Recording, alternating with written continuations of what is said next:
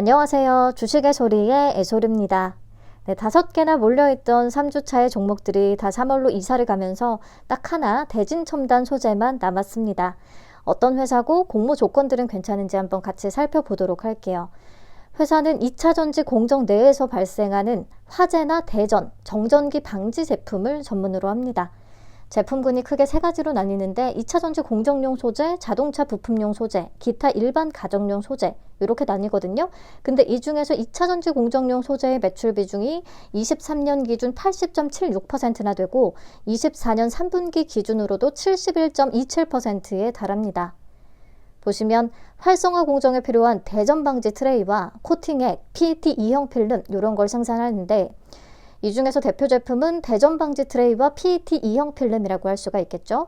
매출 비중이 높아요. 그러면 어떤 역할을 하는 제품들인지 같이 한번 확인하겠습니다.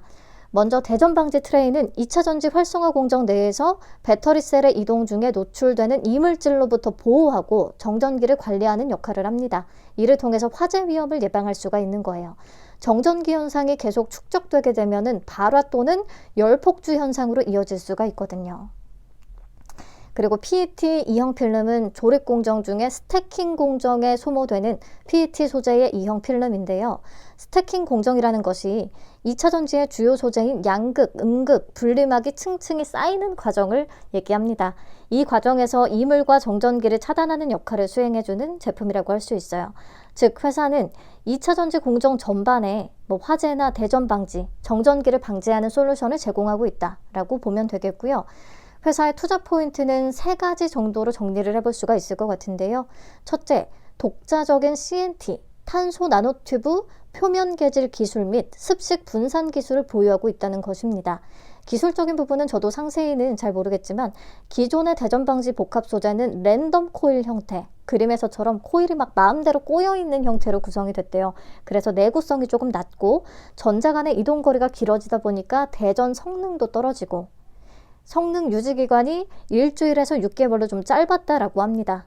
근데 여기다가 대진 첨단 소재의 CNT 코팅 기술을 적용을 하면 랜덤 코일 형태를 선형으로 변형을 유도하면서 내구성을 쭉 높일 수가 있고 그리고 성능 유지 기간도 1년 이상으로 높일 수가 있다고 해요. 자, 넘어가서 두 번째 포인트는 원가 경쟁력과 고객 맞춤 대응력인데요. 우선 회사가 폐자재 수거부터 해서 제품 설계, 양산까지 모두 가능한 공정 수직 계열화를 이뤄놨기 때문에 원가 경쟁력을 확보할 수가 있는 겁니다. 그리고 업계에서 유일하게 진공, 압출, 사출 성형이 모두 가능한 라인업을 보유하고 있기 때문에 고객 맞춤형으로 좀 유연하고 폭넓은 설계가 가능하다라는 경쟁력이 있습니다. 자, 넘어가서 셋째, 글로벌 생산 거점을 통한 현지 대응력인데요. 현재 북미, 폴란드, 필리핀 등의 생산 거점을 두고 현지에서 고객 니즈에 신속히 대응을 하고 있습니다. 미국 법인을 통해서 LG엔솔의 미시건 공장과 얼티엄셀즈의 오하이오 그리고 테너시 공장에 납품을 하고 있고요.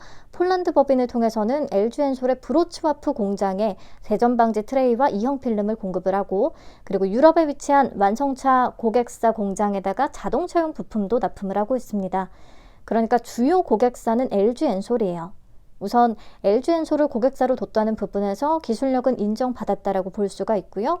LG엔솔의 캐파 확대 및 합작 공장 설립에 따른 수혜를 기대해 볼 수는 있겠습니다.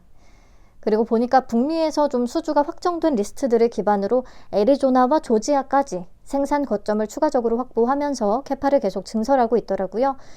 요즘은 2차전지 업황이 좀 둔화돼서 아쉽기는 하지만 2차전지가 핫할 때 대비했으면 정말 대박이었겠다는 생각이 들긴 합니다. 네, 그리고 회사가 앞으로의 성장 동력으로 삼고 있는 분야는 CNT, 탄소 나노튜브 도전제입니다. 도전제라는 것은 2차전지 양극 활물질과 음극 활물질 사이에서 전자 이동을 촉진시키는 역할을 하는 소재입니다. 배터리는 양극과 음극에서 전자가 이동하면서 에너지를 발생시키잖아요. 이 도전제의 소재로 탄소 나노튜브 CNT가 주목을 받고 있습니다. CNT는 전자 이동도가 매우 높아서요. 기존 사용량의 6분의 1 수준만 사용을 하더라도 유사한 성능을 구현할 수가 있다고 하거든요. 즉 2차 전지를 만들 때 동일 부피 내에서 도전제에 쓰이는 약을 70에서 80%까지 줄일 수가 있다는 의미입니다. 그러면 도전제 양을 줄인 만큼 양극 활물질을 더 투입할 수가 있기 때문에 배터리 에너지의 밀도를 높일 수 있다는 큰 효과를 누릴 수가 있습니다. 회사가 이 CNT를 기반으로 한 복합 소재 기술을 가지고 있기 때문에 이 분야로 진출을 계획하고 있는 것 같고요. 24년 3월 중국의 상동다잔 나노 소재와 합작법인 본계약을 체결하고 북미의 생산 거점을 확보할 계획을 하고 있습니다. 기억을 떠올려 보면 한때 이 CNT 도전제 관련주들이 굉장히 핫할 때가 있었거든요. 그래서 우리 23년 초에 상장을 했던 제이오라는 종목 기억하실까요? 제이오가 상장을 할 때 대주전자재료나 나노신소재 주가 흐름이 굉장히 좋았습니다. CNT 관련주들. 그래서 생각보다 제이오도 상장일에 좋은 성과를 보여줬던 기억이 나긴 해요. 걱정을 많이 했는데. 근데 지금 와서 둘 다 차트를 열어보면 굉장히 길게 우하향 추세를 그리고 있습니다. 그래서 이 부분도 지금 시점에서는 약간 아쉽긴 하네요. 그래도 긍정적인 뉴스가 있긴 하더라고요. LS 머티리얼즈와 JR 에너지 솔루션과 CNT 도전제 샘플 공급 계약을 체결했다고 합니다. CNT 도전제 쪽에서 작은 성과가 나오고 있다는 거 좋게 볼 수가 있겠어요. 그리고 ESS 공정용 대전 방지 트레이도 개발을 했는데요. 주요 고객사인 LG 엔솔이 ESS 에너지 저장 장치 사업을 본격화해서 시작을 했기 때문에 이에 따른 수혜를 좀 기대해 볼 수 있다는 부분이 있습니다.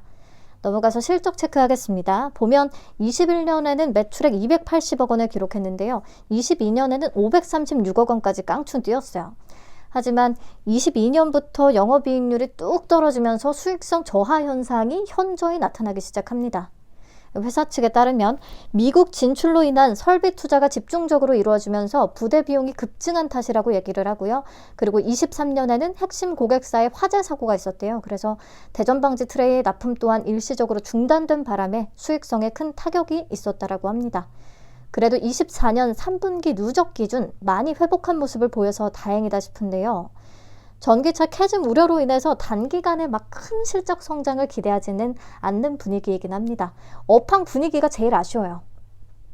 근데 2차 전지 쪽도 약간 살아나고 있긴 하거든요. 오늘 또 이런 기사도 나와줬습니다. 초고속 충전 배터리 기술을 보유한 이스라엘의 유니콘 기업인 스토어닷이 글로벌 배터리 생산 기지로 한국을 낙점하고 대규모 투자에 나선다. 미중 무역 갈등이 심화하는 가운데 탈중국과 글로벌 사업 확장의 교두보로서 한국이 주목을 받고 있는 것이다. 우리 앞서서 얘기했었잖아요. 이 대진첨단 소재와 CNT 도전제 샘플 계약을 맺었던 두 개 회사 중에 하나가 JR 에너지 솔루션이었는데 이 JR 에너지 솔루션이 스토어닷과 합작법인을 추진하게 된다는 내용이고요. 글로벌 기업이 이렇게 글로벌 생산업으로 한국을 택한 것은 그만큼 국내 배터리 기술 경쟁력이 뛰어나다는 방증이라고 할 수가 있고 그래서 지지부진했던 국내 배터리 생태계에 좀 활력을 불어넣을 것으로 기대가 된다라는 내용입니다. 좀 살아나줬으면 좋겠네요. 자, 넘어가서 공모가 산정 내역 한번 살펴보죠. 가치평가 방식으로는 EV EBITDA를 썼어요. 대진첨단 소재 입장에서는 그럴 수밖에 없었습니다. 왜냐하면 아까 대규모 설비 투자가 이루어지면서 수익성이 저하됐다고 했잖아요. 급격하게. 그렇다 보니까 감가상각비가 크게 잡혀서 감가상각을 제하기 전에 EBITDA와 제한 뒤에 영업이익 규모의 차이가 굉장히 크기 때문입니다. 그래서 순이익 기준의 PER 방식으로는 원하는 밸류를 도출하는 게 불가능했을 거예요. 자, 근데 EBITDA 방식이라는 것이 이렇게 대규모의 시설, 설비 투자에 따른 감가상각비가 클 때 활용하는 지표이기 때문에 이걸 막 욕심냈다라고는 볼 수는 없겠습니다. 자, 비교 기업으로는 탑 머티리얼과 WCP를 선정을 했고 둘의 평균 EV EBITDA 배수인 31.54배를 계산을 했어요. 회사의 24년 3분기 연환산 EBITDA인 약 103억 원을 기준으로 주당 평가가액은 19,200원을 산출했고요. 여기에 할인율 43.23%에서 32.29% 다소 높은 수준 그래도 적용을 해서 최종적으로 밴드는 1,900원에서 13,000원을 제시했습니다. 그래도 우리한테 익숙한 PER로 밸류 비교를 좀 해보고 싶으니까 제가 적당한 비교 대상부터 다시 한번 찾아봤는데요. 회사 측이 2차 전지 대전 방지용 소재를 다루는 경쟁업체로는 두 개 회사를 얘기했습니다. 상장사인 나노캠텍과 비상장사인 ESD웍. 그래서 저는 나노캠텍을 우선 포함을 시켰고요. 나머지는 2차 전지용 테이프를 주력으로 하는 테이펙스와 CNT 도전제를 영위하는 나노신 소재를 선정을 했습니다. 회사 측은 사업 유사성이 있는 기업들로 막 양극재, 분리막, 전해액, 첨가제, 2차전지, 전구체, 동박 이런 사업을 영위하는 회사들을 꼽았는데 사실 2차전지의 완전 핵심 소재 기업들하고 비교하는 건 맞진 않을 것 같아서 저는 나름대로 그 중에 선별을 해본 겁니다. 근데 비교 대상이 누가 됐든 간에요. 대진첨단 소재의 24년 3분기 연한산 순이익과 밴드 기준의 시가총액 기반으로 계산된 PER 336배에서 401배는 굉장히 누가 봐도 부담스러운 느낌입니다. 왜 PER이 아닌 EV/EBITDA로 가치를 평가할 수밖에 없었는지 너무 잘 아시겠죠? 그래서 가격에 대한 기관들의 평가가 좀 궁금했습니다. 수요 예측 결과 이어서 한번 확인해보죠. 경쟁률은 576.65대 1, 1796개의 기관이 참여했습니다. 참여도가 완전히 높진 않고 그냥 전향인 수준으로 보이네요. 비교해서 봤을 때. 자, 가격 분포표 보겠습니다. 밴드가 1,900원에서 13,000원이었죠. 상단과 상단 초과에 98개의 기관이 참여하기는 했는데 하단과 하단 미만의 분포가 약 93% 거의 다였고요. 특히나 하단 미만의 분포도가 가장 높았습니다. 그래서 공모가는 하단보다 17.43% 낮은 9,000원으로 확정이 됐어요. 확약은 건수 기준 1.28%, 수량 기준으로 2.28%를 기록합니다. 뭐 확약이 높진 않죠. 그래서 수요 예측 결과는 종합적으로 좀 별로라고 할 수밖에 없겠습니다. 자, 그럼 확정 공모가 기준으로 공모 개요 한번 다시 체크를 할게요. 공모 금액은 270억 원, 시가총액은 약 1,332억 원의 규모가 되겠습니다. 청약은 20일부터 21일까지 진행되고요. 환불까지 4일 걸리고 이것도 단점이죠. 그리고 상장은 3월 6일로 예정이 되어 있습니다.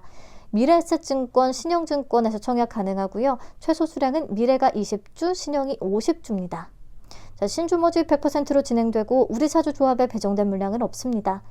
자, 상장일 유통 물량 체크할게요. 주식 총수의 31.64%는 즉시에 풀릴 수가 있습니다. 공모가 기준 금액으로는 약 421억 원 정도, 아주 무겁진 않고요. 기존 주주의 비중은 35.92%로 또 아주 높진 않습니다. 보시면 기존 주주는 대부분 벤처금융이나 전문 투자자들로 확인이 되는데요. 다행히도 주요 FI들의 투자 단가가 11,109원, 17,852원 요 정도로 파악이 되고 있어요. 2020년부터 2021년 초까지 진행된 요 이전에 진행된 유상증자의 발행가액은 5,000원 아래인 것으로 계산이 되긴 하는데 그래도 주요 FI들의 단가가 모두 공모가보다 높기 때문에 요거는 유리한 조건이라고 보입니다. 자, 그럼 할인된 가격은 가격 메리트가 있을지 25년 예상순이익 기준으로 내 맘대로 주가 계산 한번 해보겠습니다. 유진투자증권의 리포트를 참고해서 25년 예상순이익을 20% 할인율 적용한 98.3억 원을 썼고요. 저는 비교기업으로 나노캠텍과 테이펙스 딱 두 개만 선정을 해서 평균 PER은 21.82배를 적용했습니다. 그러면 평가시가총액은 약 2,144억 원. 주당 평가가액은 약 14,493원, 공모가보다는 약 61% 정도 높은 수준이 되겠네요. 근데 이게 비교 대상도 제가 마음대로 꼽았고 그리고 25년 예상순이익도 달성 가능 여부를 확신할 수는 없기 때문에 이게 적정 주가를 나타낸다고 보기는 어렵습니다만 그래도 9,000원에 들어간다고 하면 약간의 상승 여력은 기대해 볼 수 있지 않나 싶습니다. 네, 그러면 옥석 가리기 체크리스트 통해서 최종 정리해 보도록 할게요. 되는 조건에서 체크되는 것들이 밸류 상관없이 공모가가 10,000원 미만이라는 거, 9,000원이긴 하지만 10,000원 미만이라는 것과 실적 추세가 조금 아쉽지만 그래도 흑자 기업이라는 거, 그리고 주요 FI들의 단가가 공모가보다 위이고 기존 주주의 비중이 35% 정도면 아주 높지 않다는 것도 다행이라고 생각합니다. 네, 이 중에 상당수는 공모가보다 높게 들어온 거고 자, 그리고 단독 상장 일정이고요. 저는 그래서 이 정도 체크가 된다고 하면 참여해볼 만하다라고 생각을 하고 있습니다. 자, 그럼 배정 물량과 청약 한도 체크할게요. 미래의 66만 7,500주, 신영의 82,500주에서 총 75만 주고요. 미래는 최소가 20주라 9만 원 준비하면 되겠고 신영은 50주니까 22만 5천 원을 준비해야 합니다. 미래는 기본 한도가 6만 6천 주까지 가능해서 증거금으로는 2억 9,700만 원 널널하고요. 신형은 2,500주, 1,125만 원으로 한도가 낮습니다. 참고하시고 균등 정도만 예상하고 영상은 마치도록 할게요. 미래에셋에서 주관했던 모티브링크에 약 11만 4천 건 정도가 참여했고요. 위너스에는 약 14만 7,477건이나 참여했습니다. 그래서 이번 대진첨단 소재에는 사실 얘가 막 사이즈 매력이 확실하거나 수요 예측 결과가 확실히 좋거나 이렇지는 않기 때문에 조금 저조할 거라고 생각해서 10만 건 정도를 잡았습니다. 그러면 균등은 3.75주, 세주 또는 4주까지 예상을 하고 있어요. 조금 공모주 분위기가 살아난 감이 있기는 해서 기본 참여도가 높아졌을지는 이번에 좀 확인을 해봐야겠네요. 네, 여기까지 여러분들 판단하시는데 도움이 되는 정보였기를 바라며 영상은 마치도록 하겠습니다. 내일 아침에 모티브링크의 상장 라이브로 찾아올게요. 오랜만에 뵙겠네요. 감사합니다. 안녕.